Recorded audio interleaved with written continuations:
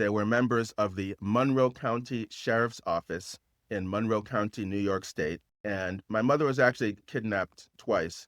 But the second time, the video with the million views on YouTube at the YouTube channel Free Ina Farley, there were also members of the Village of Brockport Police, which is the village that I live in. And we don't know exactly why they came. I have tried to get all the documents under the Freedom of Information law, and all they give me is a document written a few days after the first kidnapping, where they say they came with my brother just because he wanted to put my mother in a nursing home. That doesn't explain why they were there. This is not the video most people have seen, but by my estimate, there were 7 to 10 police officers. They say there are only 4.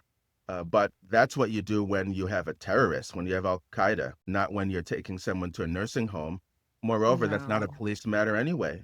And then most importantly, my mother was the only person who could decide if she wanted to go to a nursing home. No third party gets to decide that. That's called slavery. And so the irony is that we have a situation of a woman who was kidnapped, who was 84 years old. But if she were 34 years old, everyone would understand this is a crime, and the people who perpetrated it all need to be immediately arrested. So far, all of the criminals have gotten away scot-free. That is insane. When they came to the house, on what premise did they say that they were taking her on? Did they say she committed a crime or?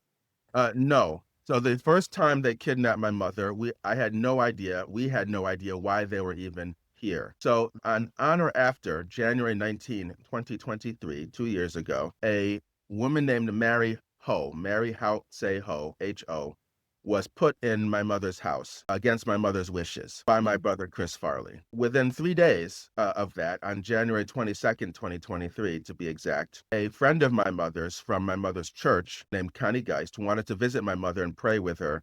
And Mary Ho was here and would not let my mother's church friend of many years pray with my mother. Mary Ho said she's not on the list. And I was thinking, what list? My brother Chris has created a list and only those people on the list are allowed to see my mother.